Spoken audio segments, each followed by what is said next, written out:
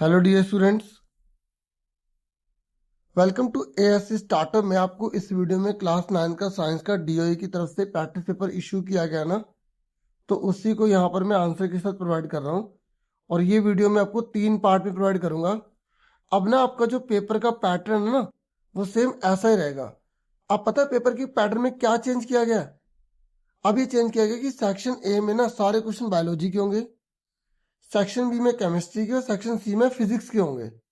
तो ये वीडियो में आपको जो है ना पहला सेक्शन करवा रहा हूँ इस वीडियो में। फिर आपको धीरे धीरे सारी वीडियोस मिलेंगी। इस वीडियो में इंग्लिश मीडियम स्टूडेंट देखेंगे, हिंदी मीडियम के लिए मैं अलग से वीडियोस लेकर आऊँगा, वो भी पार्ट्स में आपको प्रोवाइड करूँगा ताकि जल्द जल्द वीडियोस प्रोवाइड करूँ, क्योंकि पूरी पूरी वीडियो बनाने के चक्कर में काफ़ी डिले हो रहा है, बहुत से बच्चों को इन्फॉर्मेशन मिल भी नहीं पा रही। ठीक है ना, तो स्टार्ट करते हैं पहले क्वेश्चन से। देखिए पहला क्वेश्चन पूछा गया है कि वो सेल ऑर्गेनल में कौन सा पार्ट है जो रिस्पॉन्सिबल है प्रोटीन को सिंथेसिस करने के लिए। ठीक है, तो आपको यहाँ पर 4 ऑप्शन दिए गए हैं। ठीक है, तो सेल ऑर्गेनल में आपको पता है प्लांट सेल, एनिमल सेल आपने पढ़े हैं ना, तो उसी के अंदर जो है ना अंग होते हैं। जैसे हमारी पूरी बॉडी में पार्ट्स होते हैं, ऐसे ही सेल के अंदर बहुत सारे पार्ट्स होते हैं। तो उनमें से वो कौन सा पार्ट है जो प्रोटीन को सिंथेसिस करता है? तो आंसर है इसका राइबोसोम्स। ठीक है, ऐसे ही लाइसोसोम के बारे में आपको पता होना चाहिए, जिसे सुसाइडल बैग कहा जाता है। ठीक है, वैक्यूज जो पानी जैसा होता है ना, तो आपसे पूछ सकते हो कि प्लांट एनिमल दोनों में से किस में ज़्यादा है। तो आप ये जो एमसीक्यू देखते हैं ना, इसके आसपास के भी क्वेश्चन करना। नेक्स्ट है blood is called a connective tissue. ये कह रहे हैं जो ब्लड है ना उसे हम कनेक्टिव टिश्यू कहते हैं। क्यों कहते हैं? क्योंकि ये एक फ्लूइड मैट्रिक्स है जो कनेक्ट करता है डिफरेंट ऑर्गन्स को जो बॉडी के होते हैं, ताकि वो अच्छे से काम कर सके। तो इसका आंसर सी हो जाएगा, इसलिए मैंने आंसर अलग से भी लिख दिया, समझा भी सकूं, ठीक है आपको, और आप आराम से कर भी सकें। फिर थर्ड क्वेश्चन है, कह रहा है cork cells are impervious to gases due to the presence of. ये कह रहा है कि जो कोर की सेल होती है ना, उसमें से कोई गैस अंदर से बाहर नहीं आती, बाहर से अंदर नहीं जाती। ऐसा क्या है? तो आप बोलोगे उसके अंदर ना क्या पाया जाता है? सुबरीन पाया जाता है। फिर नेक्स्ट है, ये कह रहा the main water conducting element of the xylem are. तो आपको बताना है कि जो वाटर कंडक्टिंग एलिमेंट्स है ना जाइलम के, वो कौन से होते हैं। तो आप बोलोगे उनमें वैसल्स और ट्रैकिड्स होते हैं, ये आंसर आ जाएगा। फिर नेक्स्ट है, ये कह रहा है which of the following is a biotic factor affecting crop yield. तो आपको बताना है बायोटिक जो जिंदा है, जो फसलों को प्रभावित करता है या नुकसान पहुंचाता है, तो जो बायोटिक है, तो जैसे ये रेनफॉल है, टेम्परेचर है, ये अबायोटिक है। तो आपसे बायोटिक पूछ रहा है। ठीक है, ये सोइल भी क्या है? अबायोटिक है। आपसे बायोटिक पूछ रहा है, तो बायोटिक मतलब वीड्स हो गई, जो खरपतवार जो फालतू पौधे उग जाते हैं उन्हें बोला जाता है। फिर नेक्स्ट है, ये कह रहा है which among the following is an example of green manure. तो ज्वार आ जाएगा यहाँ पर, क्या आ जाएगा? ज्वार, जो ग्रीन मैन्योर में यूज की जाती है। ठीक है,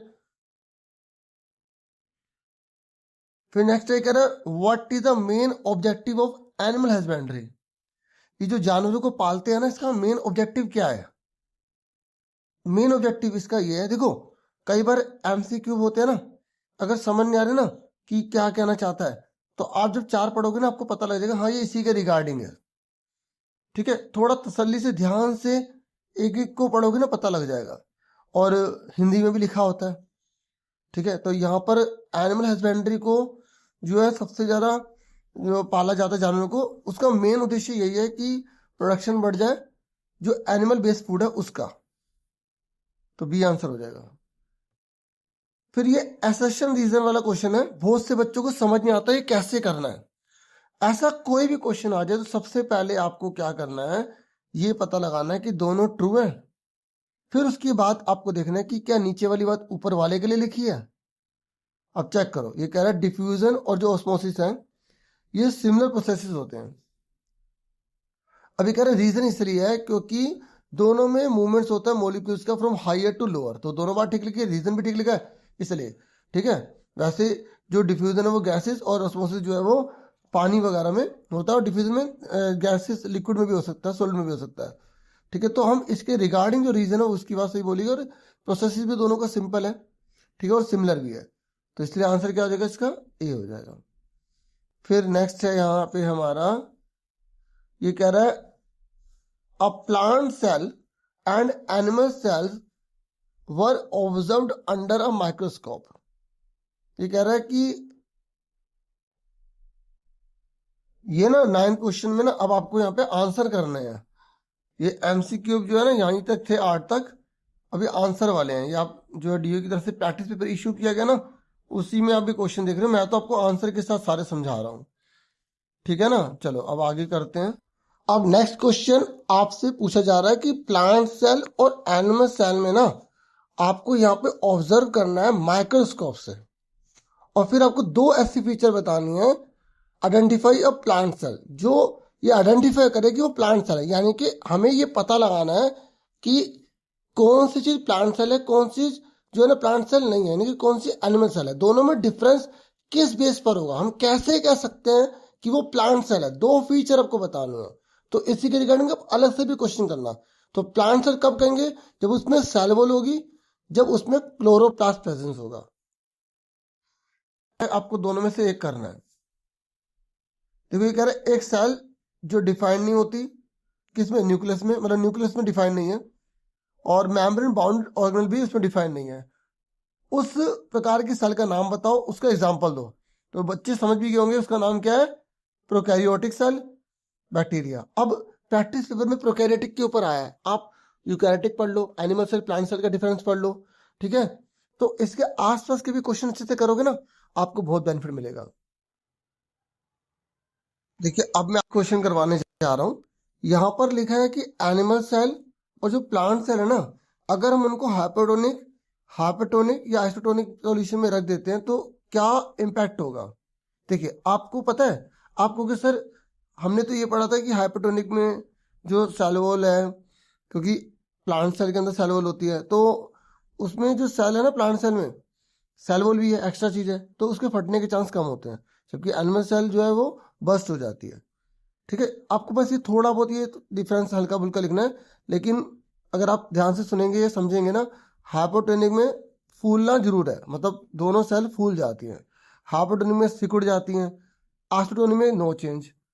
अगर बच्चे ने इतना भी लिख दिया तभी से मार्क्स मिलेंगे, लेकिन टीचर जानना चाहता है कि बच्चे को क्या और ज्यादा नॉलेज है, तो उसी को ध्यान में रखकर कि आपको और ज्यादा नॉलेज हो, तो यहाँ पे आपको मैं बता रहा हूँ कि एनिमल सेल बस्ट हो जाएंगी। थोड़ा आप अपने लैंग्वेज में और बड़ा करके से लिख देना। और जो प्लांट्स है ना वो क्या हो जाएंगी, टर्जीज हो जाएंगी, क्योंकि उनके फटने के चांस कम होता है, लिख दोगे, क्योंकि इसमें सेल वॉल भी अवेलेबल होती है, ठीक है ना। और हाइपरटोनिक में शिंक्स हो जाती हैं एनिमल सेल तो, और जबकि प्लांट सेल जो है ना वो क्या हो जाता है, प्लाज्मोसिस उनमें आकर हो जाता है, क्योंकि वही सेल वॉल में अवेलेबल होती है, इस वजह से ऐसा हो जाता है। वो मतलब है ये सिकुड़ना ही है, ठीक है। थोड़ा डीपली आपको पता होना चाहिए, आइसोटोनिक में कोई चेंज नहीं होता, ठीक है। फिर उसके बाद नेक्स्ट है describe the structure of A neuron and state the function. आपको न्यूरॉन की पिक्चर बनानी है और उसका फंक्शन बताना है। तो न्यूरॉन में डेंड्राइट्स होते हैं, सेल बॉडी होती है, एक्सन होता है, ठीक है। और ये क्या करता है, ये ट्रांसमिट कर देता है नर्व इम्पल्सिस को इन द बॉडी के अंदर। देखिए आपके एनसीईआरटी की बुक है ना, उसी में से मैं आपको यहाँ पे दिखा रहा हूँ, ठीक है। ये आप देख सकते हैं, ये आपको अच्छे से प्रैक्टिस होनी चाहिए, ठीक है। Plant cell, animal cell, nerve cell, ठीक है। देखो सेल बॉडी क्या है, न्यूक्लियस क्या है, डेंड्राइट्स क्या है, एक्सन क्या है, नर्व एंडिंग क्या है, ये आपको पता होना चाहिए, ठीक है। फिर नेक्स्ट है आपको 3 तरीके बताने हैं जिससे कि आप मिल्क के प्रोडक्शन की क्वालिटी को आप इम्प्रूव कर सकते हो। आप जैसे ब्रीड सिलेक्शन अच्छे से करो, पहला पॉइंट हो गया। आप जो जीव जंतु है उन्हें बैलेंस न्यूट्रिशन, मतलब जो भी उनको चाहिए होता है प्रदान करो, और प्रॉपर हेल्थ और उनकी हाइजीन, साफ सफाई का ध्यान रखो। 3 पॉइंट्स में लिखना। फिर उसके बाद पैसेज है, उसको पढ़ के फिर आंसर देने हैं। देखिए पैसेज पढ़ता हूँ। ये कह रहा है a banana plant can stand upright even though it has a short stem. ये कह रहा है जो बनाना का जो पेड़ है ना, उसका जो तना है वो बहुत सॉफ्ट है, फिर भी वो सीधा खड़ा हुआ है ना।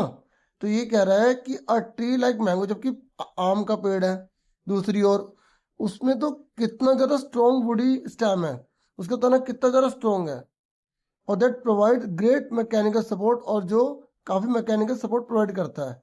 ये कह रहे both however are able to transport water, दोनों ही पानी को ट्रांसफर कर पाते हैं और न्यूट्रिएंट्स को अच्छे से एफिशिएंटली जो है वो ट्रांसफर कर पा रहे हैं। अब आपको बताना है कि कौन सा टिश्यू जो है मैकेनिकल सपोर्ट देता है बनाना के पेड़ को, ठीक है। और आपको बताना है कि कंडक्टिंग टिश्यू, यहाँ पर आपको बताना है जो वाटर को लेके जाता है। देखो कितना आसान दिया गया है, अगर आप फिर भी नहीं बता पाएंगे ना तो फिर इसका मतलब आपकी प्रैक्टिस नहीं है, ठीक है। और ये कह रहा है सी और डी दोनों में से एक करना है। ये देखो आपको एपिडर्मिस जो पौधों के अंदर पाया जाता है उसके 2 कार्य बताने हैं, या फ्लोएम टिश्यू जो है उसके आपको 4 एलिमेंट उसके अंदर बता देने हैं। तो देखिए which tissue provide mechanical support to the banana stem, तो आप इसको बोलेंगे कोलिनकाइमा, ठीक है। उसके बाद यहाँ पर बोला गया कि जो पानी को लेकर जाता है वो है जाइलम, ठीक है। उसके बाद इसने यहाँ पर पूछा था कि जो एपिडर्मिस है वो क्या करता है, प्रोटेक्शन प्रोवाइड करता है और पानी के लॉस को जो है वो कम कर देता है। बाकी आप अपनी लैंग्वेज ये मेन हेडिंग लिख के आगे एक्सप्लेन करना चाहे तो कर सकते हैं, ठीक है। फिर ये कह रहा है 4 एलिमेंट बताइए जो फ्लोएम में पाए जाते हैं, तो आपको पिक्चर इसकी बुक में दे रखी है, ठीक है। तो पिक्चर्स को देख के इसको अच्छे से कर लो, ठीक है, और प्रैक्टिस कर लेना पिक्चर्स की। अब आ जाओ नेक्स्ट क्वेश्चन पे। देखो अगर आप प्रैक्टिस पेपर देख लेते हो ना तो आपको आइडिया हो जाएगा कैसे क्वेश्चन रहने वाले हैं, तो आप वैसी तैयारी कर लोगे। अब 14 जो क्वेश्चन है ना यहाँ पर, और ये 14 है, ठीक है। तो यहाँ पर इन्होंने बोला है कि आपको फंक्शन बताने हैं जो सेल ऑर्गेनल है ना, सेल के अंदर जो बहुत सारे अंग पाए जाते हैं। जो कितना आसान पेपर दिया है इस बार, प्रैक्टिस पेपर है ये, तो आपका पेपर भी आसान ही आएगा, मैं ऐसी उम्मीद करूंगा। आप बुक के अच्छे से सारे क्वेश्चन वगैरह कर लो, ठीक है। बाकी और मैं आपके लिए इंपॉर्टेंट क्वेश्चन वगैरह लेकर आ रहा हूँ और भी लाऊंगा जितना हो सके, ठीक है। तो प्रोकैरियोटिक और यूकैरियोटिक में डिफरेंट भी पूछ रहे 5, दोनों में से एक करना है, तो इसका मतलब डिफरेंस वाले सारे क्वेश्चन कर लो। मैंने वीडियो बना दिया है, 21 क्वेश्चन वाली एक वीडियो दी है मैंने, ठीक है। वो देख लेना जिन्होंने नहीं देखी साइंस की, डिस्क्रिप्शन में लिंक दे दूंगा मैं, ठीक है। तो यहाँ पर इसने बोला देखो न्यूक्लियस का क्या काम है, ये कंट्रोल करता है सेल एक्टिविटीज को। माइटोकॉन्ड्रिया क्या करता है, पावर हाउस होता है सेल का, ठीक है, एनर्जी प्रोवाइड करता है। गोल्जी क्या करता है, पैकेजिंग का काम करता है, सिक्रेशन का काम करता है। लाइसोसोम क्या करता है, डाइजेशन करता है वेस्ट का। एंडोप्लाज्मिक रेटिकुलम क्या करता है, ट्रांसपोर्ट करता है मटेरियल को। बाकी आप बुक से थोड़ा और इसको बड़ा बड़ा करके और यूज कर सकते हैं, लिख सकते हैं। अब उसके बाद पूछा गया है कि प्रोकैरियोटिक यूकैरियोटिक में क्या डिफरेंट है, तो आप बोलोगे न्यूक्लियस इसमें एब्सेंट होता है, इसमें पेरेंट होता है। ये ना थोड़ा हमने बॉक्सेस वगैरह नहीं बनाए बच्चों, तो आप बॉक्सेस ये बना लेना, ठीक है। तो ये हो जाएगा इस तरीके से, ठीक है। तो 1 2 फिर 3 फिर इसके बाद 4 फिर 5, ओके। तो पहला न्यूक्लियस है, तो न्यूक्लियस प्रोकैरियोटिक में नहीं होता, यूकैरियोटिक में पेरेंट होता है। साइज इसमें छोटा होता है, इसमें लार्ज होता है। देखो टू द पॉइंट और बेस्ट, ये बहुत जरूरी है फुल मार्क्स लाने के लिए।